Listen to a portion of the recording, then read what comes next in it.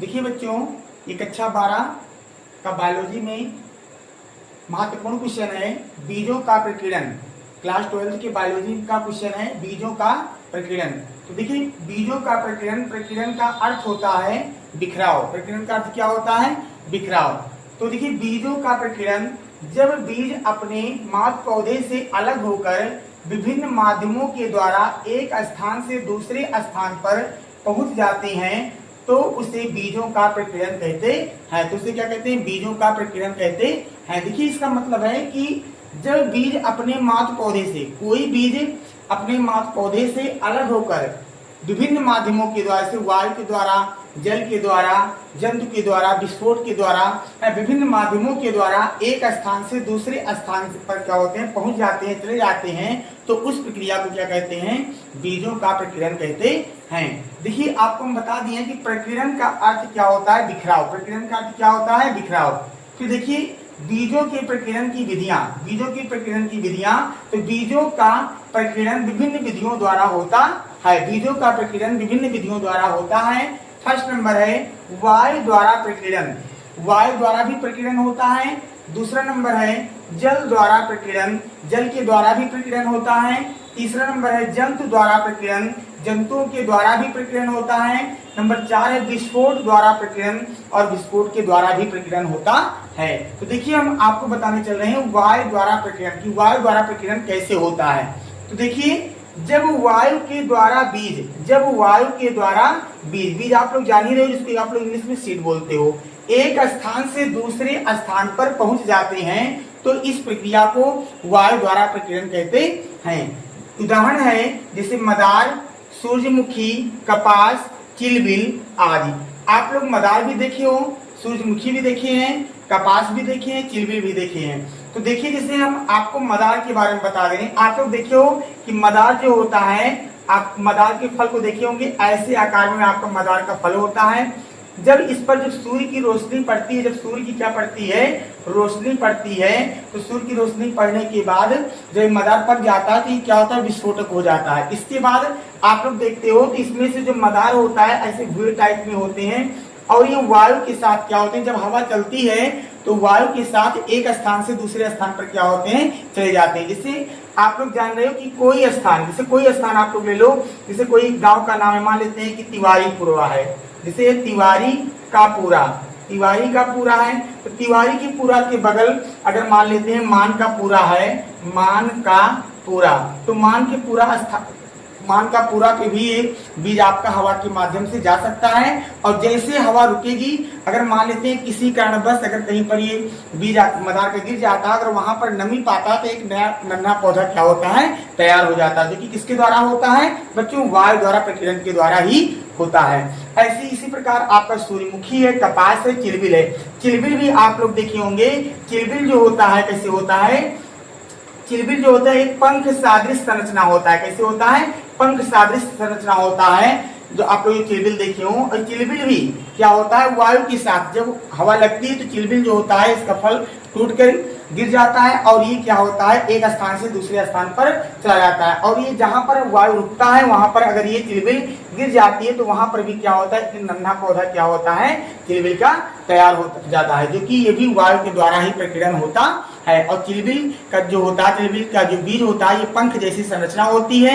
और चिलबिल के बीज अक्सर बच्चे खाए भी होंगे, जैसे मूंगफली होती है, मूंगफली के स्वाद जैसा लगता है खाने में।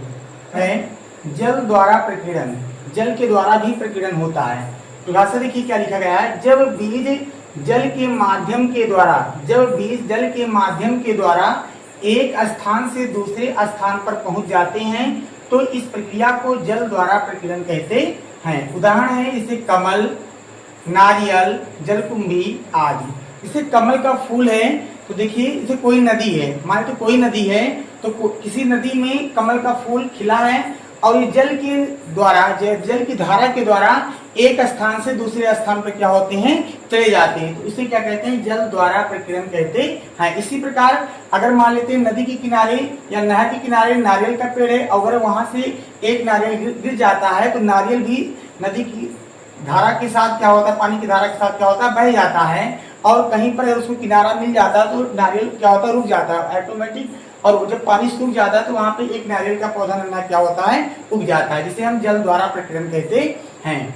तीसरा नंबर है जंतु द्वारा प्रकीर्णन। देखिए जंतु द्वारा प्रकीर्णन करें, जब जंतु के द्वारा बीज दूर दूर तक बिखर जाते हैं तो इस प्रक्रिया को जंतु द्वारा प्रकीर्णन कहते हैं। जब जंतु के द्वारा बीज दूर दूर तक बिखर जाते हैं तो इस प्रक्रिया को जंतु द्वारा प्रकीर्णन कहते हैं। जैसे आप लोग देख रहे हैं पीपल, पाकड़, बरगद, गूलर आदि। ठीक, जैसे पीपल है, आप लोग जानते हैं जो चिड़िया होती हैं, चिड़िया, ये जो पीपल होता है, पाकड़ होता है, बरगद होता है, गूलर होता है, इसका बीज क्या होता है, हार्ड होता है। अमरूद भी होता है, ध्यान दीजिएगा, अमरूद भी लिख सकते हो, अमरूद, इसके बीज क्या होते हैं, हार्ड होते हैं।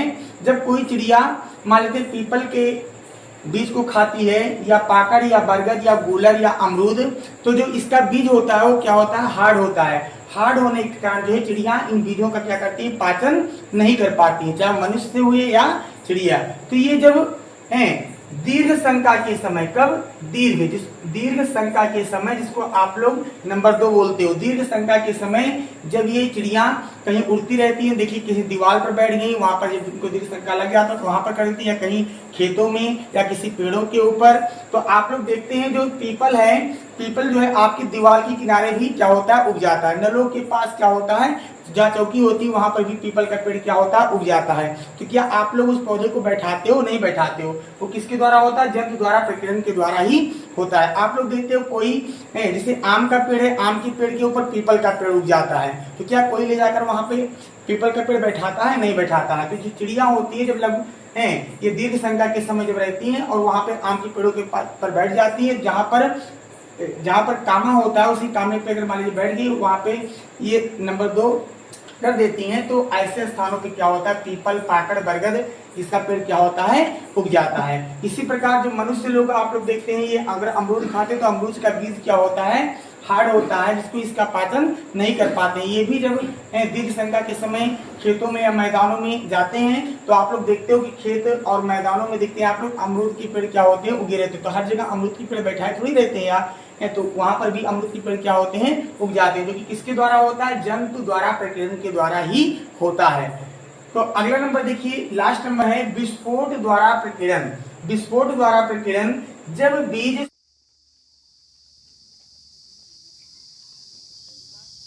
स्वतः विस्फोटित हो जाता है, स्वतः मतलब स्वयं फट जाता है। जब बीज स्वतः विस्फोटित हो जाता है और बीज स्वतः निकलकर बिखर जाते हैं तो इस प्रक्रिया को विस्फोट द्वारा प्रकीर्णन कहते हैं। उदाहरण है कपास, मदार, मटर, सेम आदि। इन सब पे जब सूर्य की रोशनी पड़ती है और जब ये बीज क्या होता है, जब फट जाता है तो अपने आप क्या होता है, विस्फोटित हो जाता है। तो जिसे हम लोग क्या कहते हैं, विस्फोट द्वारा प्रकीर्णन कहते हैं। विस्फोट द्वारा प्रकीर्णन कहते हैं। जैसे आप लोग मदार है, चाहे मटर है या सेम है, ये विस्फोटित हो जाता है और अपने ही समय के अनुसार फिर एक नया सा नन्हा पौधा क्या होता है,